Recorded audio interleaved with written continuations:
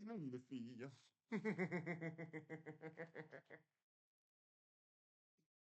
Comment ça va les enfants? Bonsoir. Bonjour, pardon, bonjour. Comment allez-vous? Comment ça va la vie? Euh, Moi, ma journée est forcément meilleure que la vôtre parce que hier soir, j'ai fini mon roman. Bim. J'y touche plus jamais de ma vie. Bim. Voilà, je suis extrêmement heureux. Euh, la journée est très particulière du coup. Et vous-même? Salut Zune, comment tu vas? Ça fait quelque temps qu'on t'avait plus vu. Ça va mon grand? Merci beaucoup Twin. C'est un vrai plaisir. Je tiens à remercier avant tout mes amis qui m'ont entendu parler de ça pendant les 8 dernières années, quasiment non-stop. Vous inquiétez pas les gars, j'attaque le tome 2 dans 6 mois, ça recommence à zéro. Je vais. Ok. Tu as pu te reposer un petit peu? Prendre du temps pour toi, tout ça? Mais c'est ta faute, tu streams trop tard. Oui, bah écoute, Jim, je fais ce que je peux, ok? Euh, C'est compliqué. Non, je me tâte. Pas comme ça. À voir si le vendredi, vu que j'ai pas trop de cours, de temps en temps, je ferai pas un stream dans l'après-midi. Mais du coup, ce sera potentiellement du début d'après-midi, quoi. On verra. Et en réaction à laquelle des conneries que j'ai dit, tu fais Singeri. Je te vois venir. Coquine, va. Ah, attendez, je me sers un café. Bon, le temps que il y ait peut-être les copains qui arrivent, comment ça avance, vos petits projets, vous? Pop, pop, pop. Moi, c'est assez marrant parce que bon, aujourd'hui, on va bosser sur des descriptions, machin, tout ça. Ouais, c'est bien ce que je me disais, Zingari, c'est super, j'aurais mieux fait de pas relever. Ah! Oui, mon briquet, bordel, chier dans ma poche. Ah, j'ai. Il n'y a plus d'eau, on va remettre de l'eau. Arrête. Aujourd'hui, on va faire de la description, on va se caler un tirage de travail à la fin du live. Et hop, pardon, excusez-moi, tac, c'est parfait. Et en fait, je me suis rendu compte d'un truc trop con. D'habitude, quand on. Oui, j'ai demandé, c'est vrai, c'est de ma faute. D'habitude, quand on fait des ateliers comme ça, on crée des personnages, des machins de ça. Donc, c'est quelque chose que je fais à un moment. À un moment, je me pose et je réfléchis et je crée des trucs. Vous voyez, ça paraît bête comme ça. C'est peut-être qu'un détail pour vous. Ferme ta gueule, Mathieu. Euh, mais, euh, mais créer un personnage et créer un moment où on va écrire en termes d'atelier, c'est pas du tout pareil. Donc déjà, j'estime avoir zéro légitimité. Donc il y a des chances que euh, ce, cet atelier se passe moins bien que les précédents. Mais surtout, enfin, disons que j'ai pas l'écriture très réfléchie. Je suis, ouais, comment dire, si j'étais peintre, je ferais partie de ces peintres qui jettent de la couleur à des endroits et ils bougent des trucs avec leurs pinceaux et avec leurs mains et à la fin, ça fait un truc qu'on n'a pas compris comment ils ont fait. Ils sont là en mode genre. Et tout le monde l'a l'air en mode, ok, Picasso, bien. Euh, Donc ça a été assez particulier de démonter mon process d'écriture hyper instinctif normalement. On verra ce que ça donne. Voilà.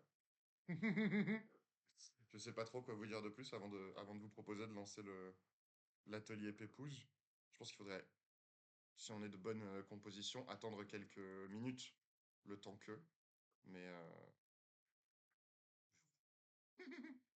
ça veut dire beaucoup. Oui, ça veut dire beaucoup.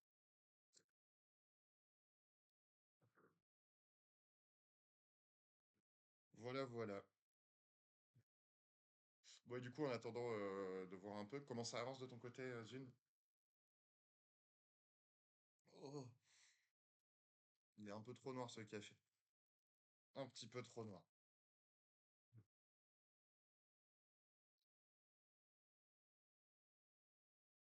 Non. En tout cas, j'avance pas du tout comme je voudrais. Ah merde! On dirait pas que tu vas dire ça quand ta phrase elle commence comme ça. Comment ça se fait, mon petit chat?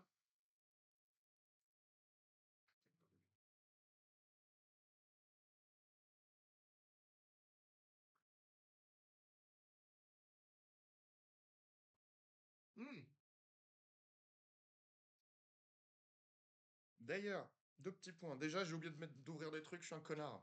Tout va bien, ne vous inquiétez pas. Souriez, vous êtes géré.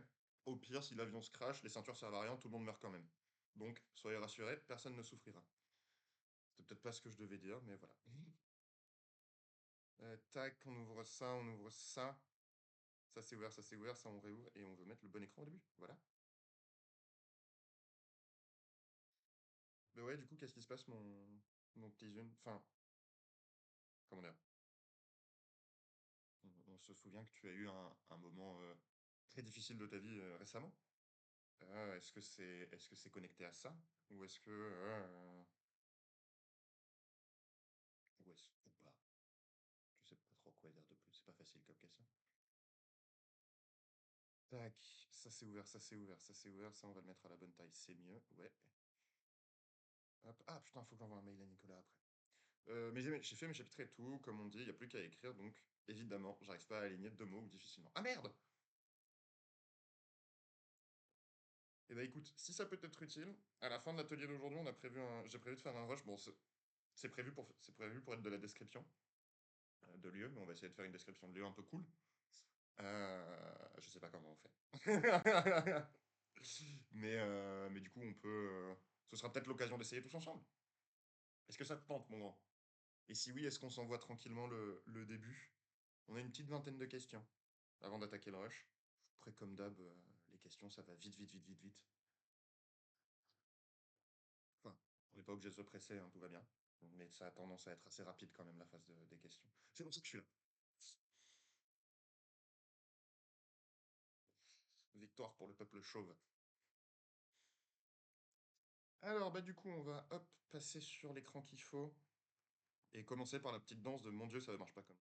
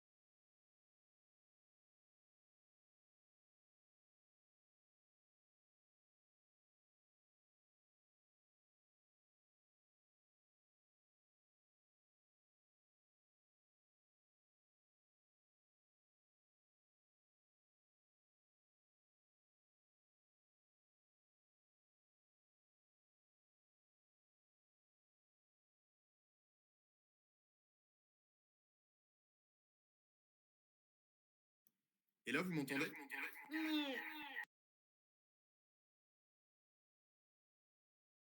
C'est hyper chelou.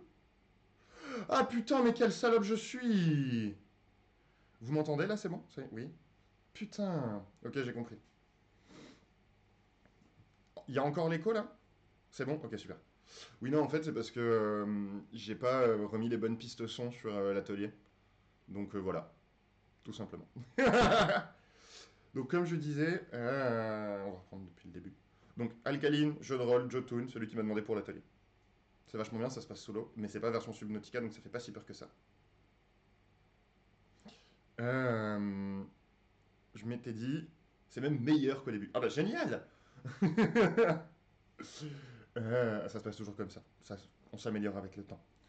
Euh, je m'étais dit, on va faire soit lieu, personnage, développer les deux, et puis chacun choisira.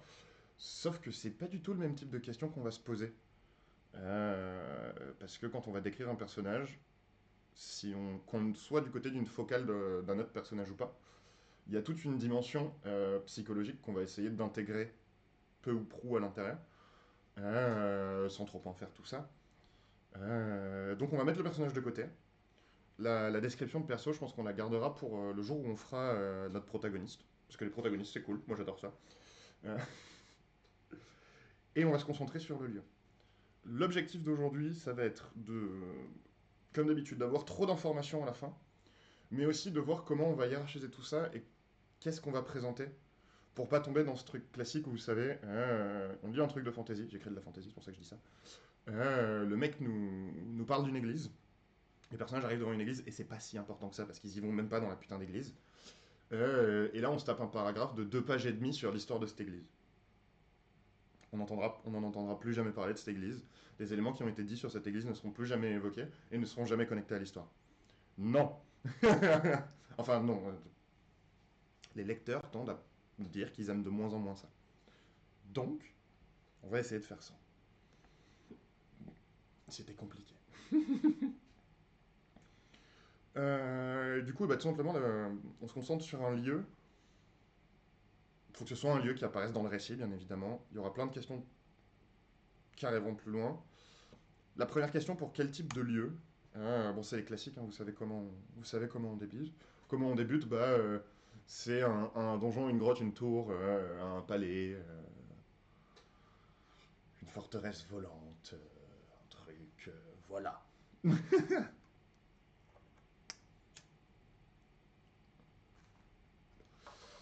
Dans mon cas, euh, il va s'agir du Colisée. Et plus précisément, euh, du temple du dieu de la guerre,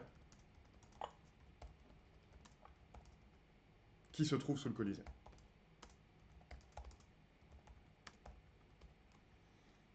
Voilà. Euh, Si je dis pas de bêtises, c'est le premier temple qui va être visité dans mes écrits. Le dieu de la guerre, c'est un dieu que j'aime énormément, qui a pas mal évolué ces derniers temps. Donc voilà. Et pour le lore, le dieu de la guerre, c'est genre une espèce d'épée qui vole dans le néant pour tuer le dieu de la protection. Et tout le monde pense que c'est lui qui provoque les guerres, mais en fait, c'est le contraire. Le dieu des passions, en fait, il sert de filtre à l'émotion caca des humains. Donc en fait, il les prend dans la gueule, lui, à la place des. Pour éviter que ça parte trop en couille, et du coup, ça l'a rendu fou. Voilà. Je trouve ça drôle. Et c'est une épée qui vole dans l'espace pour tuer une armure vide. J'aime bien. Ok. Hop. Bon, comme d'hab, n'hésitez pas à partager vos réponses au fur et à mesure si elles vous intéressent. Enfin, si vous avez envie, plutôt. Si elles vous intéressent, bien sûr que vos réponses vous intéressent, mais elles m'intéressent aussi. Question 2. Quel type d'architecture vis-à-vis du monde réel? C'est-à-dire, quand on va décrire un lieu, on va se baser, on va pas nécessairement tout décrire, et on va essayer de se baser sur des éléments que notre lecteur connaît, plus ou moins, pour l'aider à rapidement projeter vers vers des endroits connus qu'on va affiner tout au long de notre description. C'est ce truc classique dans pas mal d'œuvres de fantasy, les temples des dieux ressemblent à des temples grecs de l'extérieur, enfin pas que de fantasy d'ailleurs, et où du coup en fait on décrit juste la plateforme, les pylônes et une autre plateforme au-dessus, et on se dit ah ouais ok c'est un temple de Zeus, d'accord j'ai compris. Et salut Tremblon, comment vas-tu? On est dans un... L'atelier du jour vise à décrire des trucs, plus précisément des lieux. Donc on va faire tout le lieu, on va faire le personnage à travers lequel on va voir le lieu, très brièvement. Et après on va se faire un petit rush pour préparer ça. C'est quoi que t'entends? Qu'est-ce que j'ai dit comme connerie encore? Oui, j'utilise pas les bons mots au bon moment, ça va. Donc, quel type d'architecture vis-à-vis du monde réel? Ça peut être une zone suivie d'une période et c'est très bien. Dans mon cas, j'aurais tendance à dire que je sais pas si vous êtes déjà allé dans la crypte d'une église ou d'une cathédrale. Euh,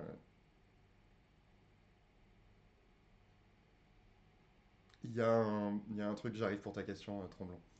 Dans les vieilles cathédrales, enfin dans les cryptes, tout ça, il y a, vous savez, cet endroit qu'on reconnaît vachement où il y a des grandes alcôves, il fait assez sombre, il y a des statues d'anges ou de saints, la plupart, il y en a qui ont des armes à la main devant les alcôves et c'est hyper tamisé, hyper flippant aussi quand on est tout seul dedans. Bah voilà, ça c'est mon ambiance. Crypte, cathédrale, Moyen-Âge. Comment ça, les hôtels de Dieu, c'est des trucs à la grecque? C'est pas ce que j'ai dit. Ce que je voulais dire par là, c'est que si tu veux décrire un espace particulier dans ton univers, un truc facile pour le faire, c'est de le superposer partiellement via des éléments clés à un élément réel que ton lecteur connaît. Ça peut être, c'est tout con, mais tu veux faire une statue géante, machin, tout ça. Euh, Quoi de mieux que d'utiliser des éléments, enfin, de certains trucs qu'on connaît, genre le colosse de Rhodes, genre la statue du Bouddha géant à Nara euh, au Japon, et où en fait ton lecteur au début il va avoir une image floue mais proche d'un truc réel que toi après tu vas affiner au fur et à mesure. Autant pour moi, j'ai eu que la moitié de l'info, pas de problème tremblant. Non, non, ça ne ressemble pas forcément. Mais bon, la fantaisie à l'européenne, on connaît les rapports avec les Grecs et les Romains, donc voilà. Euh, Question 3. On va se demander, on va chercher trois informations, trois éléments architecturaux ou visuels vraiment importants dans cet espace. Un machin qui a tendance à sauter aux yeux et qui... et voilà. Ouais, on va se chercher ouais, des éléments architecturaux vraiment importants qui vont être forcément vus par le personnage, disons. Euh, En petit A, on va se mettre bah, les statues de guerriers. Hein. Statues en acier oxydé d'anciens guerriers en armes.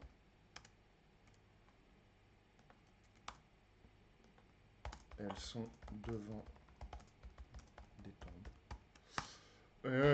Petit B.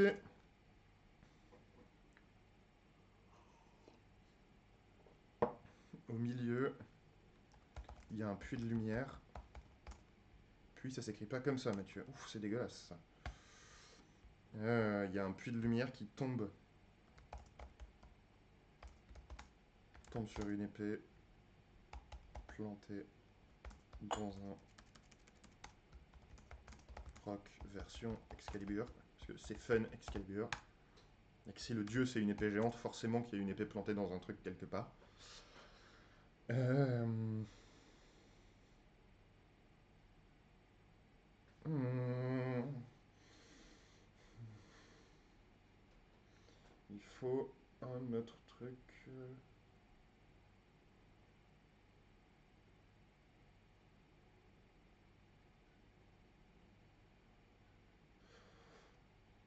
Comment, comment je justifie qu'il y a un bassin là-dedans avec des armes plantées dedans et c'est les armes des vaincus.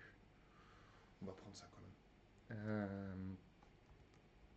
Bassin autour du caillou avec des armes plantées dedans. Avec des armes jetées dedans. Pas des armes, du coup. Avec des protections, parce que c'est le dieu de la guerre. Avec des protections jetées dedans. Genre, pas besoin d'armure quand on tue. Ok. Une fois qu'on a ces éléments qui, bah, bien évidemment, ont de grandes chances d'apparaître, hein, on va se prendre en... On va se faire une petite question 4. Vous n'hésitez pas si je vais trop vite, si vous avez des questions. J'utilise la règle des 3. Un élément démonstratif, purement déco, un élément utilitaire et un élément qui est actuel en mouvement. Exemple, une statue, une table et un lustre qui pend au plafond. Suivant l'effet voulu, j'alterne l'ordre entre les trois. Ah, pas mal. Démonstratif, utilitaire, en mouvement. Ok. Ah,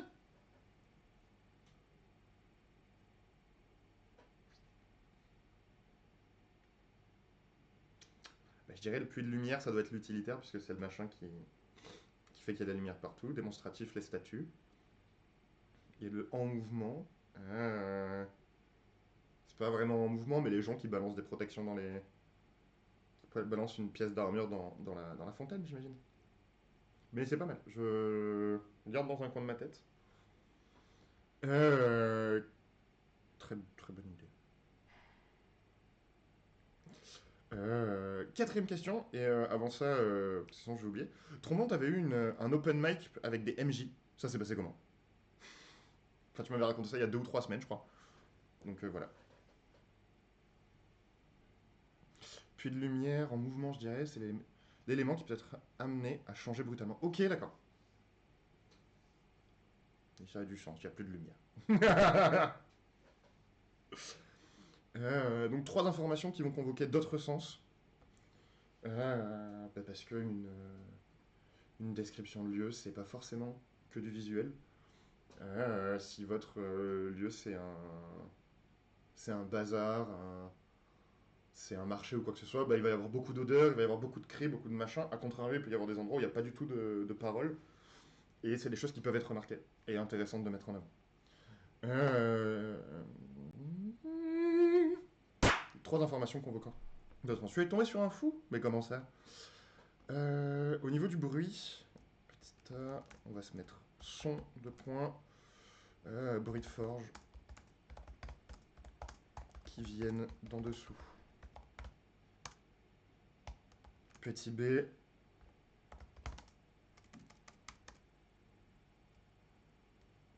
deuxième son, odeur. Pff, mais Mathieu, si c'est un son, ça peut pas être une odeur. Bruit calme, calme relatif.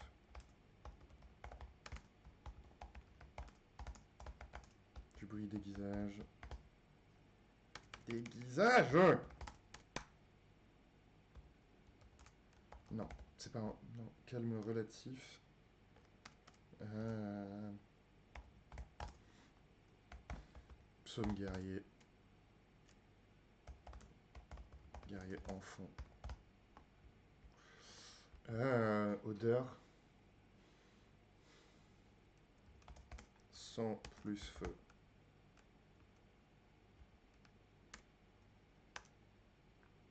Ok, donc ça va aller en son. Hop. Alors, le son, on a dit. Calme relatif. Rythmé par des psaumes. Et le bruit lointain d'une forge qui semble venir des tréfonds. Venir de sous la terre. Tac. Température.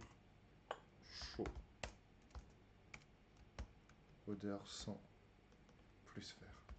Il avait écrit un scénario, il avait une carte et mis des images un peu au pif. Il m'a dit voilà, j'ai fini.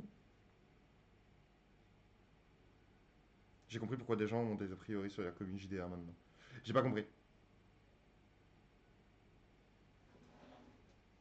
Ah, c'était hyper brouillon nique sa mère, c'est ça? C'est ça que tu veux dire? Hop. Notre question 4, question 5. Alors, oui, c'est ça que j'ai oublié de vous dire au début. Autant pour moi. Le lieu qu'on a choisi, c'est un lieu qui est important, mais c'est un lieu qui doit être relativement secondaire. Pourquoi, pour aujourd'hui, je demande à ce qu'on prenne un lieu vraiment secondaire, c'est-à-dire un lieu où on- il a une importance potentiellement dans le récit, il peut avoir une importance pour certains personnages, mais on va relativement peu y aller, il n'y a pas beaucoup d'enjeux sur place. Pourquoi? Eh ben, tout simplement parce que justement ces endroits-là sont les endroits où on ne peut pas se permettre de tartiner. Euh, de tartiner tous les pans de notre univers, toutes les informations secondaires qu'on a eues, etc. etc. Parce qu'au contraire, sur un lieu hyper important, bah, là ça pourrait avoir du sens. Donc pourquoi ce lieu est-il important? Tous les guerriers, tous les combattants pardon, du Colisée y passent.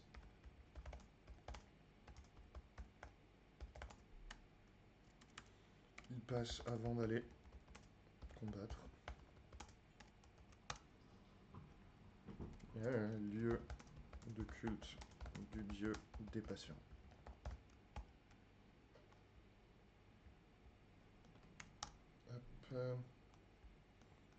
Tac. Même pour Brouillon, ça ne fait aucun sens. Ok, d'accord. D'autre part, je dois écrire une scène de bataille, et c'est pas fastoche, mais alors pas du tout. J'ai moi-même, enfin, j'ai fini de corriger la bataille finale de mon roman. J'ai fini de corriger mon roman, en fait, tout simplement. C'est quelle partie avec laquelle tu galères à Tromblon? Donc on se fait notre question 6. On sait pourquoi le lieu il est important. Euh, on va se poser en question 6 du coup, eh ben, quelle est l'histoire de ce lieu? Euh, pour l'histoire du lieu, on n'a pas besoin de 17 000 lignes. Parfois, en une ligne ou deux, ça peut être intéressant. Parfois, l'histoire du lieu est pas forcément importante parce que c'est juste la maison d'un mec. Mais en même temps, il peut y avoir des éléments dans la raison de sa conception qui peuvent nous être utiles et qui, même pour un lieu secondaire, pourraient avoir du sens d'être évoqués. Euh, et comme d'hab, notre but c'est d'avoir trop de choses pour les filtrer après. La partie bataille rangée, pour la rythmer, c'est une galère. Oui, je vois alors attends. Personnellement, ce que j'avais fait, c'est que justement la bataille rangée, j'avais montré le moment jusqu'au clash. Jusqu'au... Et en fait, une fois que ça avait été fait, je switchais entre différents groupes. Je revenais plus souvent sur ce groupe-là pour montrer l'évolution, mais à travers différents personnages clés, genre celui qui fait une action héroïque mais qui meurt, enfin qui va mourir, celui qui fait ci, celui qui fait ça, et où en fait, en n'y étant pas trop longtemps, quand on revient, on voit l'avancée de la bataille, mais son déroulé effectif se passe pendant qu'on ne la voit pas. Salut mon petit crachoir, comment tu vas? Du coup, question 6, quelle est l'histoire de ce lieu? Dans mon cas, il y a très très très très très très très longtemps, mal, mais pourquoi mon grand? Il y a très très très longtemps, en fait, du Colisée, à la place du Colisée, il y avait la maison du chef.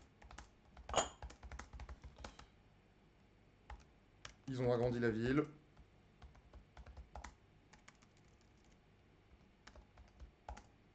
Agrandi la ville. Décalé le. Décalé la maison du chef. Et il a dit: je suis le plus fort des guerriers. Donc on va construire une arène. Et en dessous, il y aura un temple à Valsfort. Comme ça, il saura qu'on l'honore. Et il arrêtera d'essayer de nous péter le cul. Bon, ça fait plus qu'une phrase, mais vous avez l'idée. Alors, tac, tac, tac. J'ai tendance à alterner entre cliffhanger et développement, mais dans ce cas, je me retrouve avec cliff, cliff, cliff, cliff. Et ça marche pas. Ok. Euh, Et t'as pas la possibilité d'avoir des. T'as tes différentes trames qui devraient avoir des cliffhangers. T'as pas moyen de diviser en deux ces moments-là pour avoir un moment de développement puis cliffhanger et en fait tu alternes entre des développements cliffhanger de trames différentes qui se déroulent les unes autour des autres. Je sais pas si c'est difficile à expliquer, mais je pense que tu vois ce que je veux dire. Ok, Pauline s'amuse à Strasbourg et moi je révise de l'archéo pour demain. En plus mes boosters sur Pokémon Pocket sont à chier. Alors que moi je veux juste une Morgane basique et un Kangourex, bordel. Et je me fais pub. Mais non. Ok. Euh, question 7. Et là on entre un peu plus dans ce qui va nous intéresser pour le récit. Euh, ah oui, voilà. Question 7. Quand est-ce que le lecteur va, euh, va tomber sur ce lieu pour la première fois? Donc je précise que ce qu'on va décrire, c'est la première. Enfin, moi, ce que je vous propose, c'est qu'on travaille la première fois où on va décrire cet endroit. Donc, c'est vraiment censé être le moment où il apparaît pour la première fois dans le récit en tant que tel. Euh, mais quand est-ce qu'il apparaît, bon, c'est toujours important parce qu'en fait, finalement, ça pose une question de quand on a un lieu qui apparaît tout au début, le lecteur il va potentiellement s'attendre à ce que on le revoie. Si c'est un lieu qu'on voit relativement tard ou au milieu, c'est pas les mêmes choses. Et puis, au vu de la question suivante, il y a aussi potentiellement le lecteur il va tomber sur cet endroit pour la première fois relativement tard et il y aura des attentes. Donc, bah, quand est-ce que dans le vis-à-vis du récit, début, milieu, fin, ça va être plutôt au début, je dirais début du deuxième tiers. Donc juste début du deuxième tiers. Voilà. Hop, et j'arrive les piou-piou. Tac, tac, tac. Je suis là, ouais, j'ai vu que mon petit crachoir, bah ça va aller, c'est juste une mauvaise journée à passer, mon grand. Je sais pas quoi te dire, les journées nulles comme ça, on en vit tous, et c'est juste de la merde. Comme dit Mathieu, je vais décrire un moment de chaque interaction, sans gagner de cliff à la fin de la séquence, je suis là. Alors je vois totalement ce que tu veux dire, mais ce n'est pas applicable à un JDR, distributeur des choix des joueurs. Décide de casser la machine de guerre, qui doit faire jonction entre les deux cliffhangers. Alors du coup j'ai une nouvelle question, mais ça, à quel point est-ce que tu... Dans ce cas-là, pourquoi est-ce que tu te prends la tête à avoir quelque chose d'aussi détaillé que ce que je pensais? Enfin, pourquoi tu fais pas juste un arbre de possible en mode la bataille elle commence comme ça, il y a 5 grandes familles d'embranchements possibles, et chacun d'entre eux il se divise en potentiellement 3 ou 4, et tu vois en fonction de l'avancée.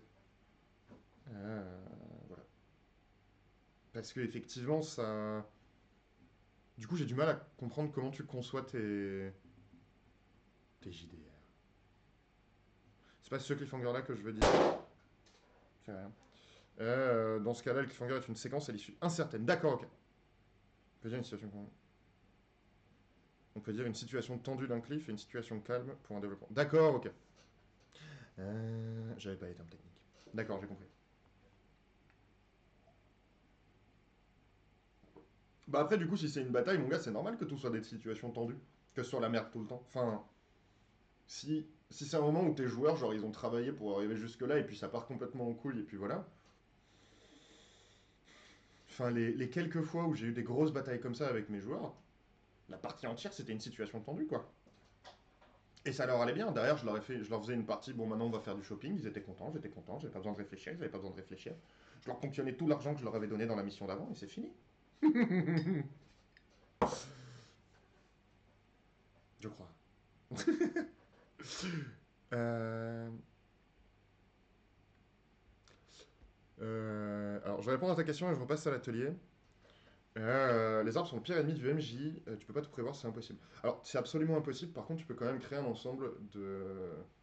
C'est pas vraiment des arbres à proprement parler, c'est pas comme ça que je travaille, mais tu peux créer un ensemble de nœuds qui vont influencer d'une manière ou d'une autre en disant bah, s'il se passe ça, il va y avoir telle incidence.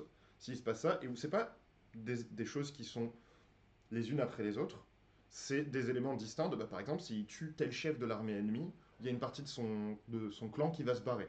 S'ils font tel truc, bah, il va y avoir tel effet positif, etc. Et où en soi, l'arbre derrière, c'est juste eux en fonction de comment ils font les actions, et tu intègres les autres trucs, quoi. J'imagine. Parce que oui, effectivement, le nombre de variables, il est infini. Mais en réalité, pas tant que ça, parce que tes joueurs, c'est. Tes joueurs ont pas tant. Enfin, ils ont un réel libre arbitre, mais pas tant que ça dans la réalité. Si on parle de MG à MG. Euh, donc, on revient sur notre lieu. Désolé, mais les questions de MJ m'intéressent énormément. Euh, donc, le lecteur a-t-il déjà entendu parler de ce lieu? Donc là, c'est très lié à la question précédente. Pourquoi c'est important? Bah, parce que s'il en a déjà entendu parler, déjà se pose la question de en quoi est-ce qu'il en a déjà entendu parler, qu'est-ce qu'il sait de cet endroit-là, mais aussi quelles sont ses attentes vis-à-vis de ça. Parce que potentiellement, il y a une attente qui est relativement neutre. Il sait plein de choses dessus, il a envie de le voir, mais c'est pas le plus important dans sa vie. Mais de l'autre côté, potentiellement, il y a des attentes terribles parce qu'il y a des suspicions qu'il soit passé quelque chose là-bas. Et du coup, en fait, savoir que le personnage, enfin, au moment où un personnage va y arriver, il va être en mode, ok, je veux savoir ce qui s'est passé ici, en fait. Voilà. Donc, est-ce qu'il en a déjà entendu parler et en quoi? Euh,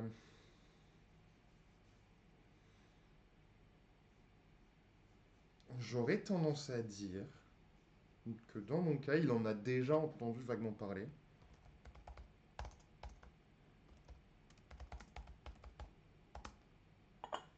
Du parler.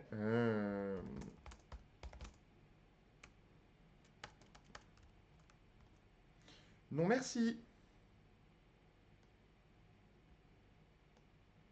Mais ouais, il en a vaguement entendu parler, pas vraiment d'attente. Entre parenthèses, il sait que le temple existe.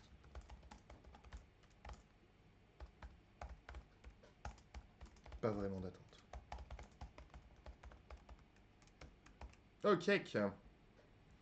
Depuis qu'ils ont utilisé la technique de la dératisation à coups de bouquetin et du tabassage de rue, à chaque émis faible, je m'attends. J'entends. Question 9. Là, on va entrer un peu plus dans le... Non, en fait, non, on y est déjà dedans. Euh, dans quelle configuration se trouve celui la première fois où le lecteur va tomber dessus? Est-ce que ça va être de jour? Est-ce que ça va être de nuit? Est-ce que c'est pendant un festival? Est-ce que c'est une course-poursuite? Est-ce que c'est un truc chiant? Bref, c'est quoi les critères extérieurs au lieu en lui-même qu'on va poser dessus euh, pour, euh, pour le développer au lecteur? Dans mon cas, par exemple, j'ai dit plutôt que tous les guerriers qui vont participer qui vont se battre dans le Colisée passent par ce temps. C'est comme ça, c'est la règle, c'est tout. Euh, si le lecteur tombe dessus pour la première fois dans une situation où les personnages veulent s'infiltrer dans le temple de Valsport, on ne sait pas, peut-être, pourquoi pas, et ben, je vais pas décrire les mêmes choses. Voilà, vous le savez, je le sais, tout le monde le sait, c'est des platitudes ce que je balance, c'est inutile. On avance. 2 jours avant un combat. Classique, quoi.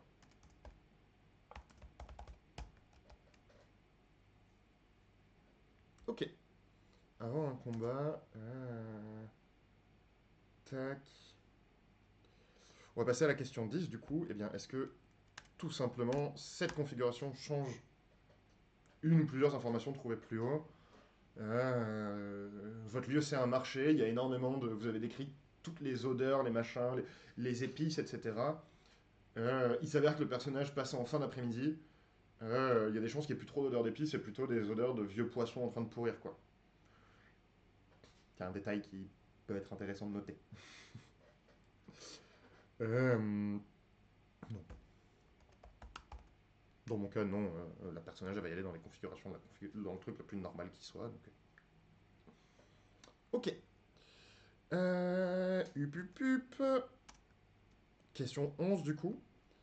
Y a-t-il des choses qu'on ne peut pas... le switch d'ambiance, c'est efficace, oui. Bah complètement. Bah après, c'est toujours pareil, ça va dépendre de la... Ça dépend de ce que tu veux en faire. Mais ouais, ouais, ça marche toujours. Euh, Question 11.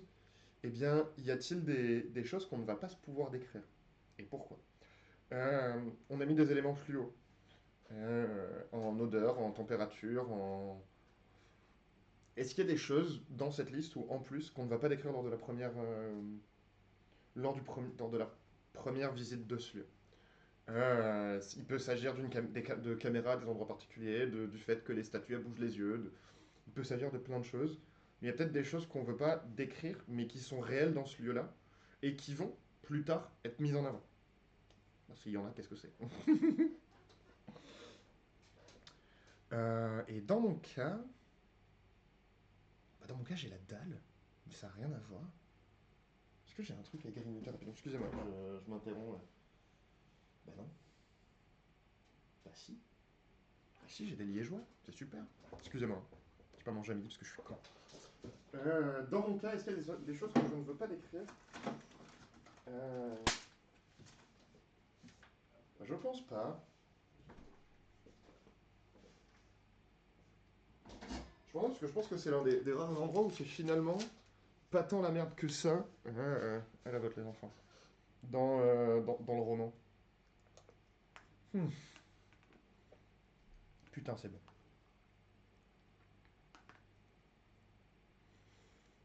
On ne peut pas se permettre. Ah non, mais c'est le contraire. Oh putain. Excusez-moi, je reformule parce que c'est vraiment dégueulasse quand même. Donc ça, c'était les choses qu'il faut absolument décrire. Je suis désolé. Y a-t-il des choses qu'il faut absolument décrire? Donc, l'inverse de ce que je vous ai dit. Mais c'est pas grave, c'est pas grave.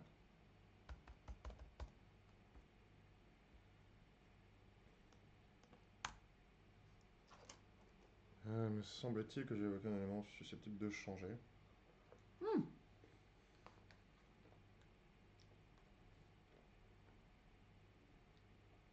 Pas nécessairement.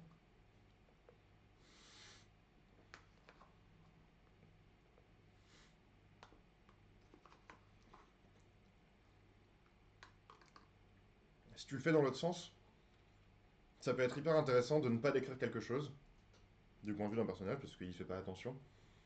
Et puis t'as des personnages qui reviennent, puis t'as un autre personnage qui fait genre,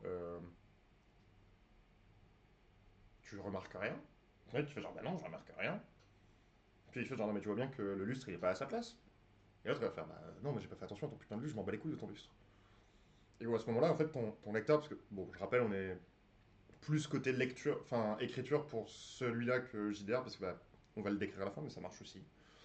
Bah du coup, ton lecteur à ce moment-là, il peut se dire, genre, mais attends, ça fait combien de temps que c'est comme ça et ça fait combien de temps que ça devrait pas l'être. Enfin, tu vois ce que je veux dire?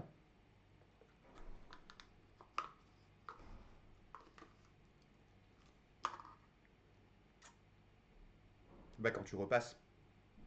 Oui, mais au retour. Pas au premier passage, mon grand. Au premier passage, je t'en parle pas du lustre.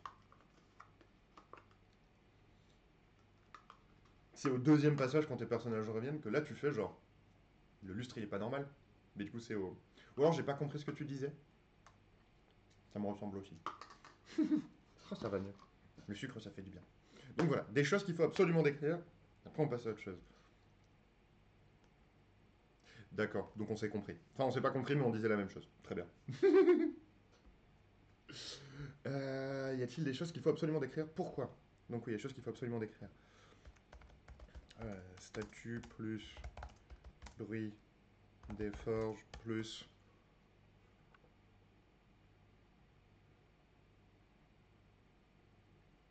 l'épée, je dirais.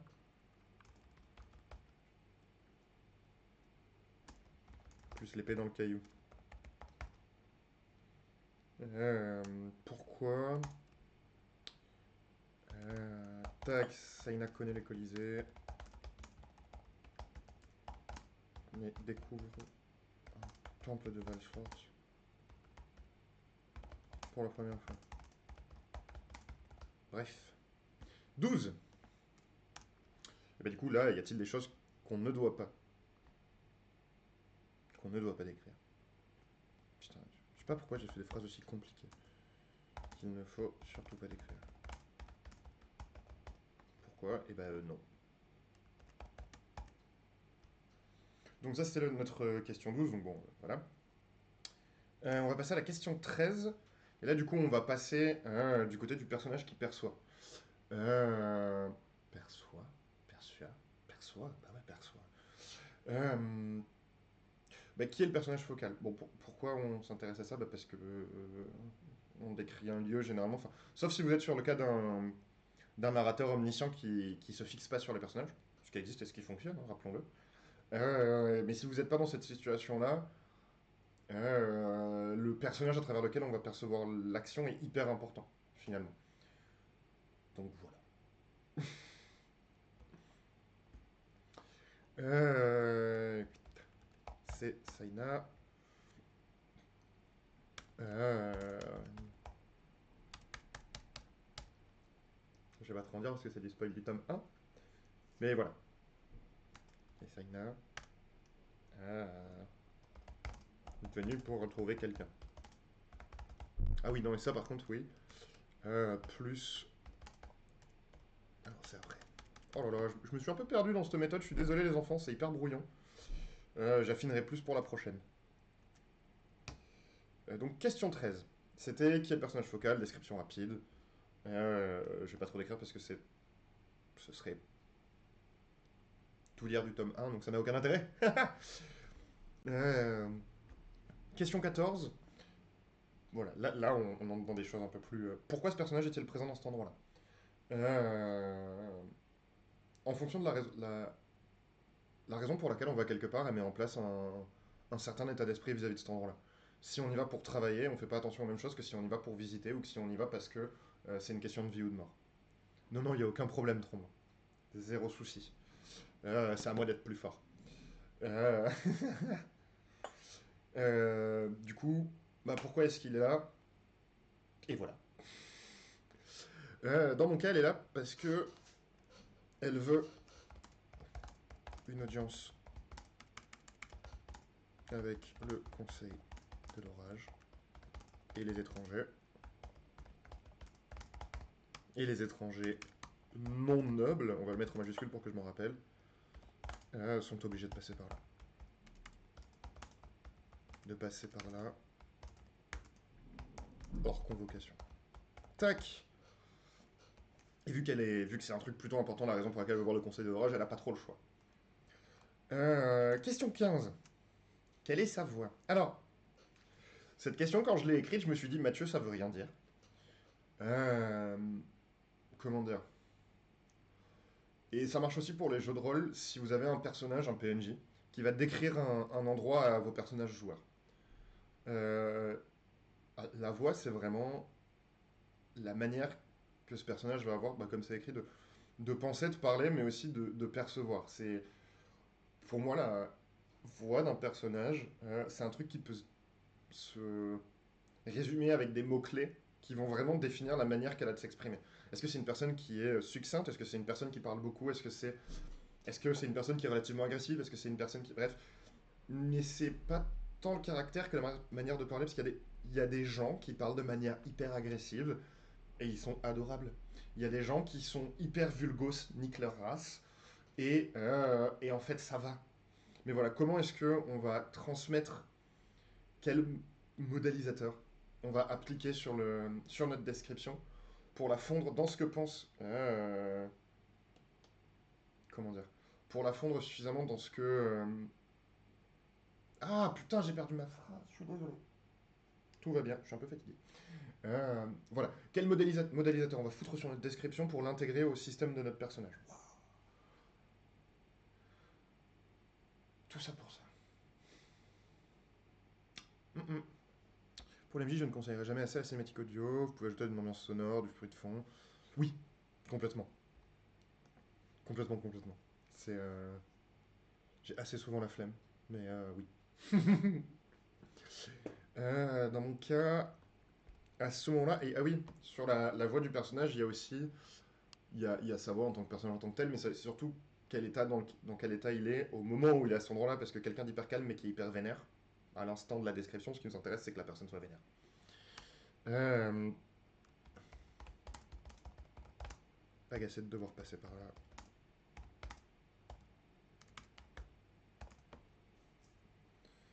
De devoir passer par là.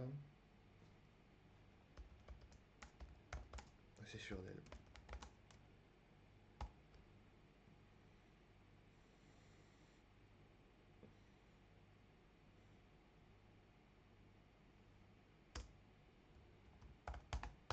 Habituée à la situation. Ok. Donc ouais, dans mon cas, il va être relativement vénère de devoir passer par là, parce qu'en mode, non mais les gars, vous êtes sérieux. Plutôt sûr d'elle, parce que bah, c'est Saïda, quoi. Donc elle est passée par suffisamment d'épreuves pour se dire que c'est ok. Et en même temps, malgré l'agacement, il y a une forme d'habitude parce que se battre devant des nobles, c'est quelque chose qu'elle a fait un paquet de fois dans sa vie. Donc elle n'a pas cette pression que qu'auraient d'autres personnes en situation analogue. Tout simplement. Question 16. Euh, quelle est la manière de quelle manière notre personnage va appréhender l'espace où il arrive? C'est-à-dire que vraiment, quel est le... À quoi... c'est ça. À quoi est-ce que le... Attendez, excusez-moi, je me suis perdu. Un espace où il arrive. Oh, waouh, c'est compliqué. Je l'ai fait à la va-vite cette méthode, j'ai l'impression, donc j'ai passé du temps dessus. Quand votre personnage il arrive quelque part, à quoi est-ce qu'il fait attention? Est-ce qu'il fait attention à ce qu'il voit? Est-ce qu'il fait attention à ce qu'il sent? Est-ce qu'il fait partie de ces gens qui, lorsqu'il y a une foule... je vais me tourner vers vous, c'est bizarre, non en fait. Euh, Est-ce qu'il fait partie des gens qui, lorsqu'il y a une foule, va rester en périphérie ou est-ce qu'au contraire il va plonger à l'intérieur? Est-ce que... qu'est-ce qui... C'est quoi ses réflexes quand il arrive quelque part? qu'ils connaissent l'endroit ou non. Et plus que... Enfin, on n'est pas obligé de se mettre 10 millions de réflexes, on s'en fout, mais est-ce qu'il y a des choses vraiment importantes qui vont vraiment définir la manière dont on va présenter le lieu à notre lecteur à travers le regard de ce personnage-là? Voilà. Euh, voilà. Et quelle est la manière... Tac. Elle est attentive, puisque chasseuse. Reste en périphérie de la foule. Tendue jusqu'à ce qu'elle ait compris par où on... Jusqu'à ce qu'elle ait compris les voies d'accès. Hop. J'ai mal partout. Donc, question 16. Question 17. Le personnage focal. Connaît-il ce lieu? Ouf, Mathieu. Euh, Est-ce qu'il y est déjà allé? Voilà. Euh, c'est tout. Non. Il va besoin de beaucoup plus. Euh, cette question-là, elle est importante pour la suivante. Donc je vous propose qu'on avance tranquillou. Question 18. Et ben, enfin 18A, 18B, hein, on peut répondre qu'à l'une des deux. 18A, si votre personnage est déjà allé dans cet endroit, est-ce qu'il y a vécu il ou elle y a vécu un truc de dingue? Et de manière générale, est-ce qu'il y a déjà vécu quelque chose en fait? Parce que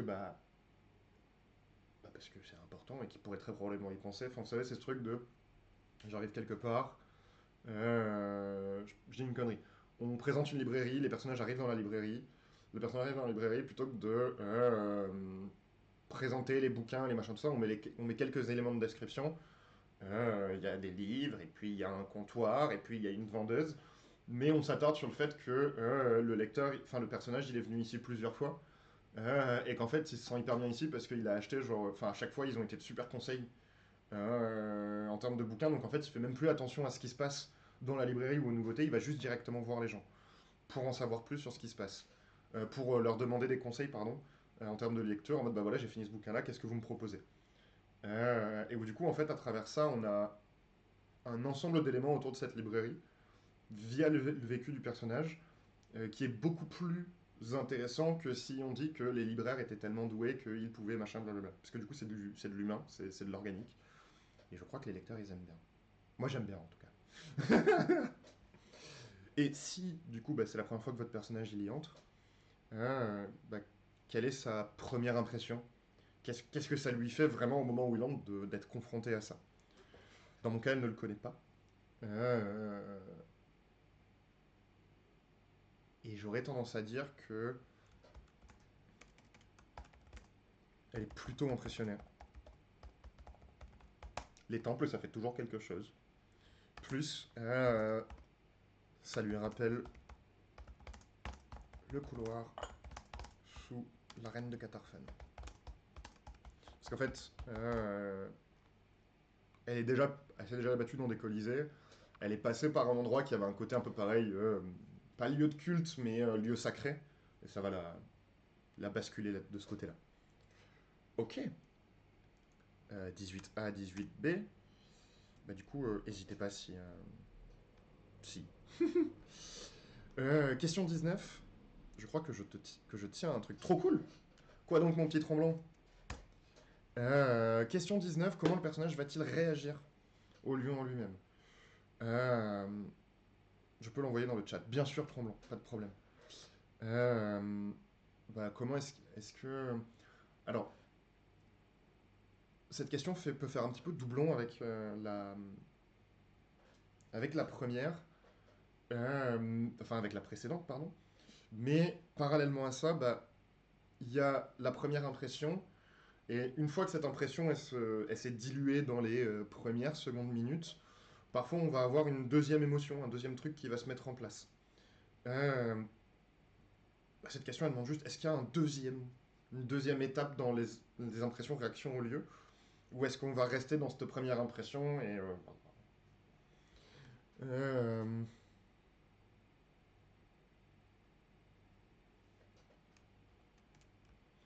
j'aurais tendance à dire qu'elle va être assez intriguée de toute la mise en forme du lieu. Voilà, j'ai pas beaucoup plus de choses à dire. Question 20, donc là on est toujours pareil dans les réactions, les réactions, les réactions. C'est l'avant-dernière question, si je dis pas de bêtises. Question 20, et bien tout simplement, comment est-ce que notre personnage il va réagir à la configuration de ce lieu? Ce que j'appelle la configuration, si vous vous rappelez, on s'était posé la question plus tôt de est-ce que c'est de jour, est-ce que c'est de nuit, est-ce que c'est pendant une course-poursuite, etc. Et bien là c'est intéressant. Pareil pour la question précédente, enfin pour toutes les questions précédentes, comme on s'inscrit, parce que je suis désolé, moi je suis parti sur mon propre truc, mais comme on s'inscrit dans un instant précis de notre récit, et ben si on est dans une course-poursuite, la première impression du lieu, la réaction face au lieu en lui-même, ça va pas être les mêmes que si on a le temps d'observer. Idem pour la réaction à la configuration. Euh, voilà. Tac. Euh, RAS ici. Hop. Ah, mais c'est super lent. T'inquiète. Alors attends, ce que je te propose, c'est qu'il nous reste que deux questions. C'est que je fais les deux dernières questions, et après je reviens à toi. C'est ok, Trombon? Puis même si c'est pas ok, c'est moi le chef. Donc je fais ce que je veux. Voilà. Question 21. Que c'est, on les finit avant qu'on passe à autre chose. Euh, les deux dernières questions vont être liées toujours personnage lieu. Est-ce qu'il y a des choses que ce personnage va forcément remarquer? Des choses où on s'était dit au début c'est pas très important et ce personnage va y faire attention. Ça peut être une odeur, ça peut être un son, ça peut être une ambiance. Mais voilà, des choses auxquelles, bah, au vu de qui il est, ou elle est, voilà. Euh, je pense que ce qu'elle va remarquer, et c'est pas vraiment remarquer, mais c'est le fait que les statues, enfin le son, le bruit des forges et les psaumes ne viennent pas du sol, mais des... Comment ça s'appelle le truc dans lequel on met les gens quand ils sont morts et après le machin? Cercueil, waouh.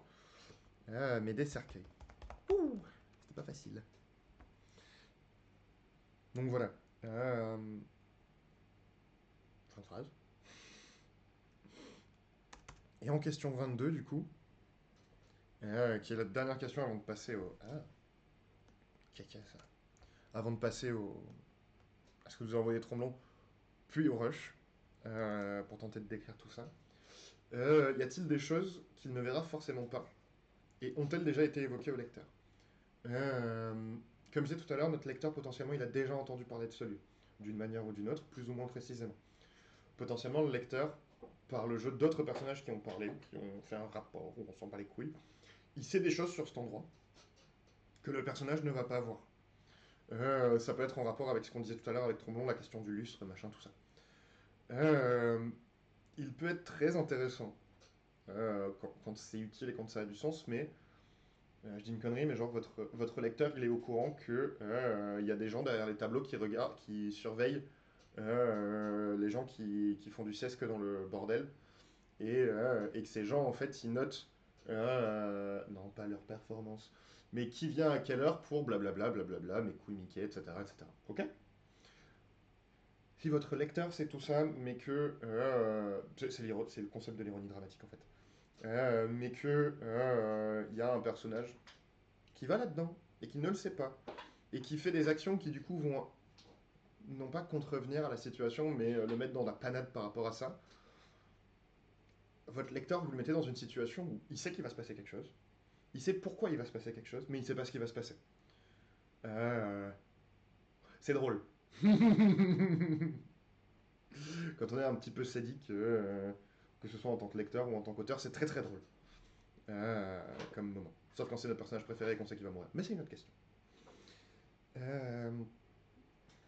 Et ça, c'est dans le cas où le lecteur sait les choses. Il y a aussi des choses que le personnage ne peut pas voir, ou ne peut pas percevoir, le lecteur non plus, et qui seront évoquées plus tard.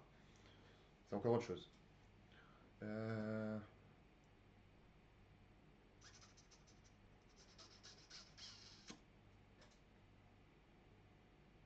Non, et je pense pas qu'il y ait des choses qu'elle puisse forcément pas voir.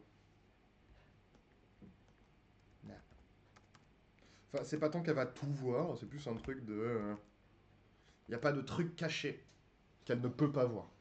Il y a des trucs auxquels elle fera moins attention, mais voilà. Je passe à Tromblon, je reviens mes petits chats. Et après, on discute un peu de comment on va se mettre pour la notre description. Intro, il faut tenir un porte pour empêcher l'ennemi de pénétrer la cité en attendant l'arrivée des renforts venus de la capitale, amorce, cinématique descriptive de l'armée qui approche. Cliff, en manière de rune, a atteint une machine de guerre et empêche les soldats sur place de s'en servir. Il va falloir les déloger. Pendant le combat contre une manière de rune, un éboulement a coincé la porte. Dégageur pour voir de revient. La machine va reprendre les tirs. Quand un ennemi, on va réussir à franchir un pan des murailles. Tac. Arrêtez les sous. Les habitants sont pris dans les camps et ont soigné. 5 déjà s'en sortir. Les habitants sont sauvés, les joueurs sont guidés vers la porte pour trouver la personne qu'ils doivent protéger.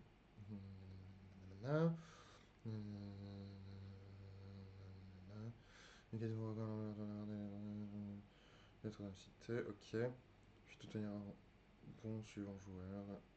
En tous les cas. Ok. Ça va être sacrément dense. Comme c'est sur une seule session, ça. C'est dense, quoi. Stylé, mais hyper dense, mon petit tremblant. Gros morceau, quand même, hein. Parce que, comment dire. J'ai l'impression que c'est le genre de truc qui. Ok, ouais, c'est bien prévu pour une seule session, parce que j'aurais eu. Enfin, les séquences comme ça, c'est triste de les diviser. Donc, ok, cool. Cool, cool, cool. Il est beaucoup trop fort ce café, pourquoi j'ai fait ça? Je me resserre un café, et du coup, bah, déjà, est-ce qu'il y a des questions que vous avez par rapport à ce qu'on a vu pour l'instant, et avant qu'on passe au passage description en lui-même? Aïe, je me suis fait mal. Euh, effectivement, il est très très noir ce café.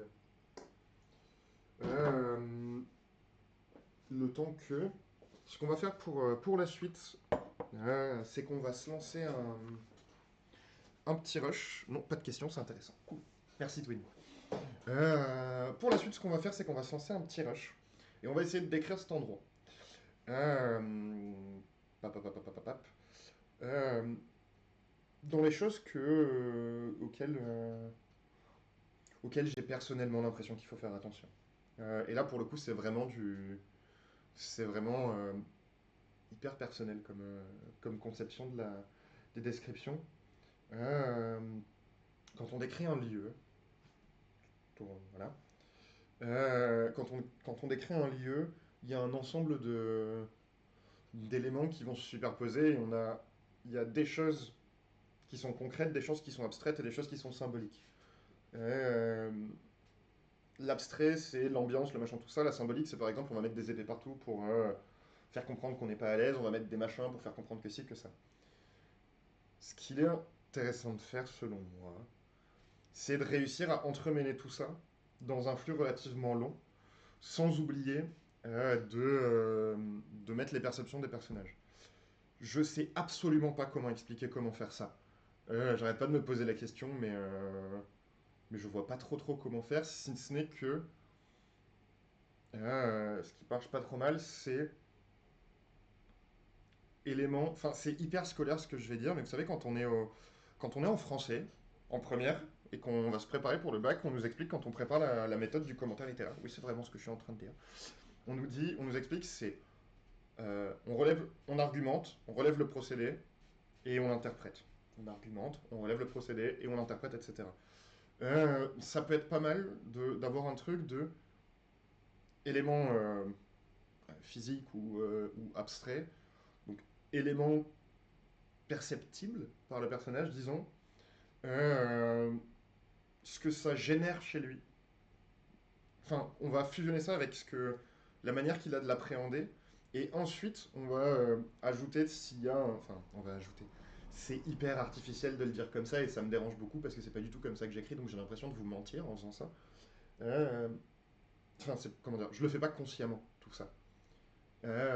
Et derrière, on va mettre ce que le personnage il en pense, et on va entremêler comme ça et avec un espèce d'objectif, je sais pas comment dire. Au début, il va y avoir plus de trucs perçus et beaucoup moins de pensée du personnage, parce qu'il y a forcément plein de choses partout. Et peu à peu, ça va s'entremêler, voire s'inverser. C'est comme ça que j'essaie de fonctionner, personnellement. On va voir ce que ça donne. Tac, tac, tac. Surtout que la bataille doit clore le chapitre 3. Alors si ça coupe avant la fin, c'est triste. Oui. Oui, surtout en fin de chapitre.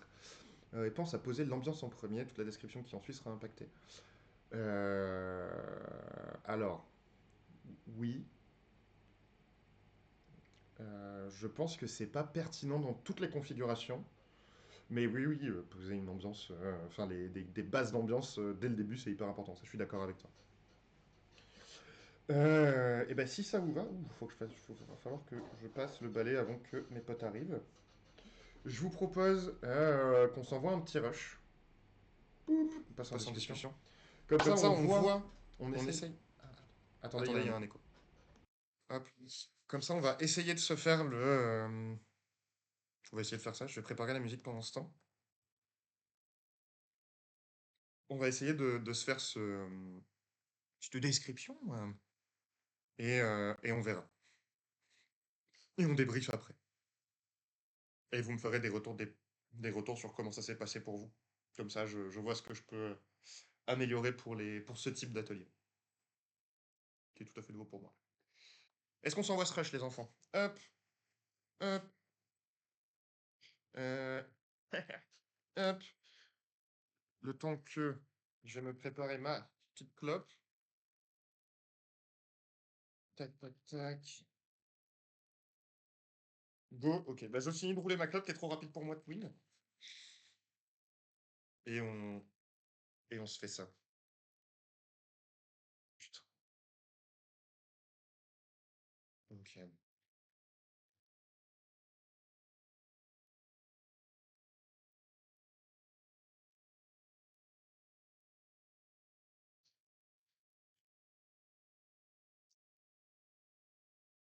Là, là j'ai du tabac.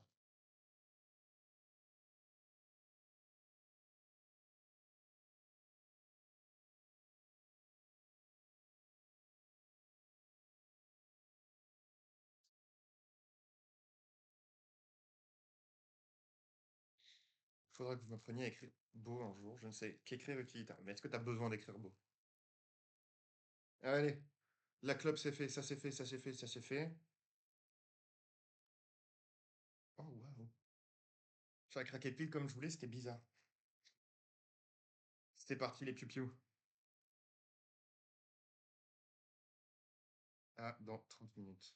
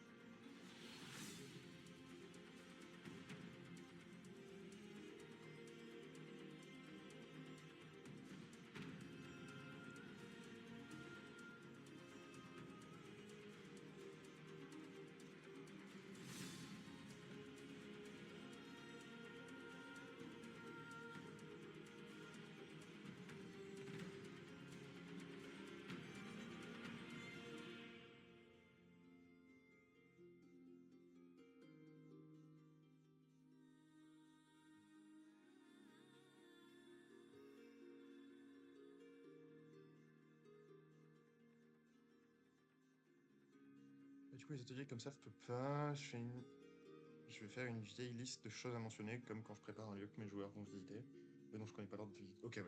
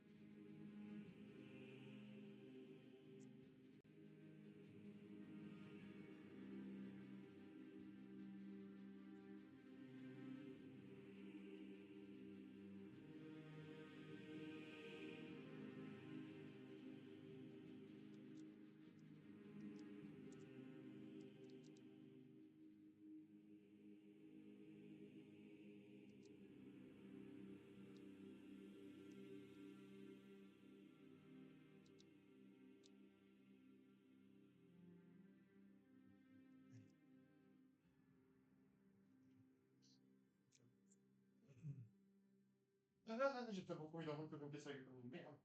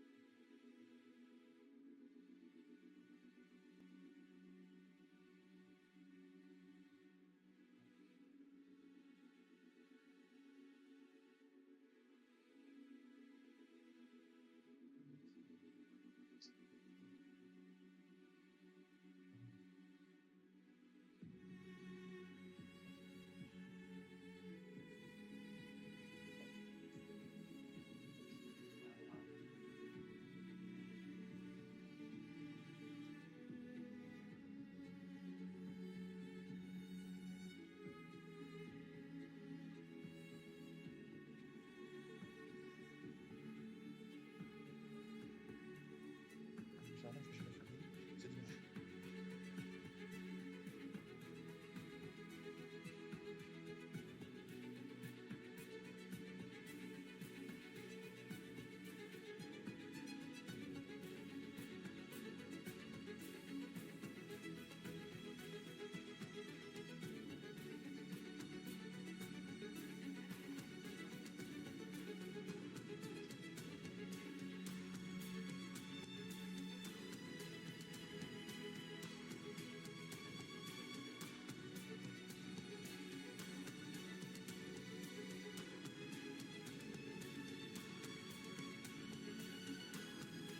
Et c'est fini les piou-piou!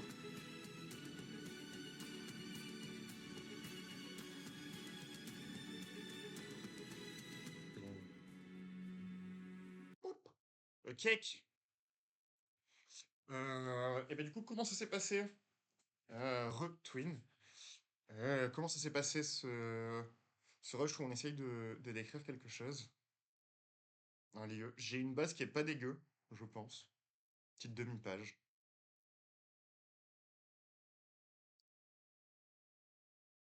537 mots. Non, je suis assez content. Euh, Et je me dis que finalement, cette poser toutes ces questions avant, c'était pas inutile. Parce que j'avais vraiment peur de ça. J'avais vraiment peur que pour une description, de réfléchir à c'est quoi que le personnage va voir, c'est quoi que machin, tout ça, ce soit très inutile.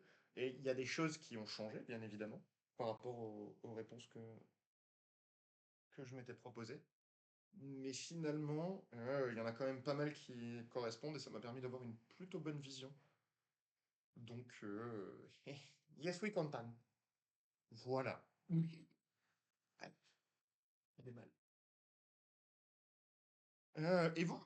Avant que je vous abandonne, parce qu'il faut que je fasse du ménage chez moi avant que mes potes arrivent, parce que ça fait un peu bordel, soyons honnêtes.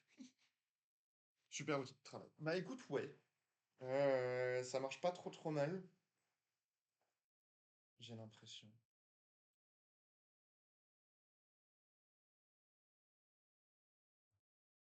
Hop, je vais me la garder. Après, je pense que comme d'hab, en fait, c'est le classique de il y a trop de.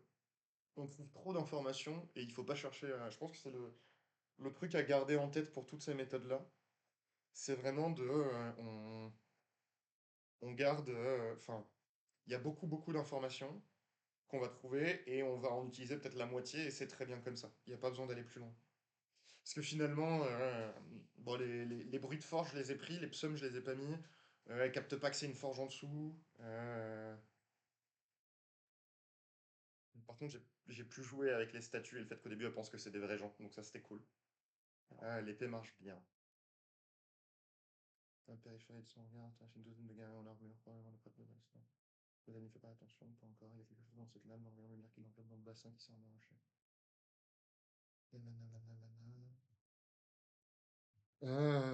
J'ai presque fini, mais... œil? C'est quoi un œil? Je pense que c'est pas un œil du coup, mais je vois.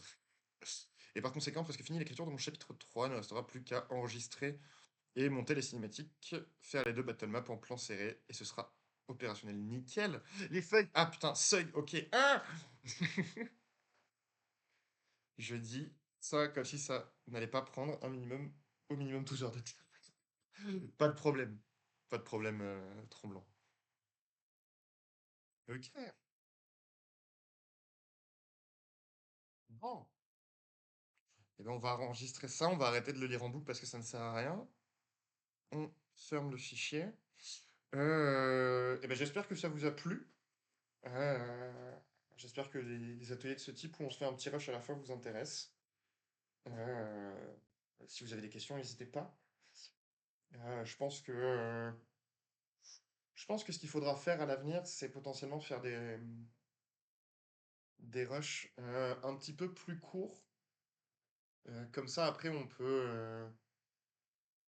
peut lire, partager tout ça sans que ce soit des lectures longues. Enfin, parce que là, j'ai quasiment une page. Donc, en fait, si je lis une page, ça va prendre 5 minutes. Donc, c'est chiant. Euh, Enfin, j'ai l'impression, en tout cas. Tac, tac, tac. Donc, on fera ça. À noter, ouais, que atelier, le prochain atelier sera le dimanche 29. Pourquoi? Pour la simple et bonne raison que dimanche prochain, donc le 16 décembre, c'est mon anniversaire. C'est lundi, pas celui-là, celui d'après. Lundi soir, je streamerai.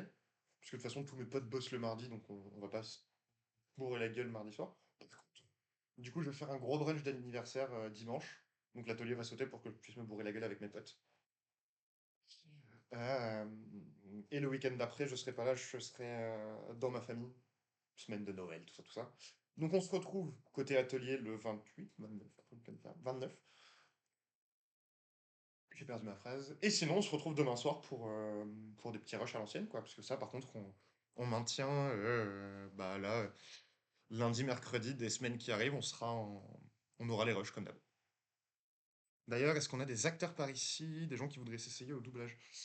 Euh, Alors, pourquoi pas essayer le doublage? Ça a l'air marrant. N'hésite pas à m'envoyer un MP sur le Discord. N'hésite pas aussi à en parler directement sur le Discord Tromblon. Il me semble que il me semble que tu es dessus, de mémoire.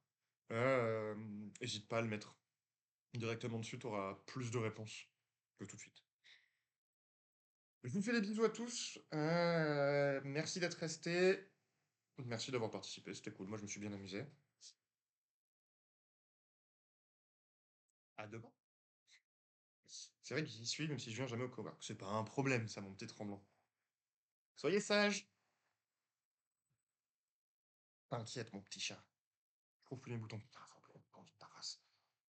Il est où? Non, c'est pas ça, ça c'est le début, pardon, vous m'excusez.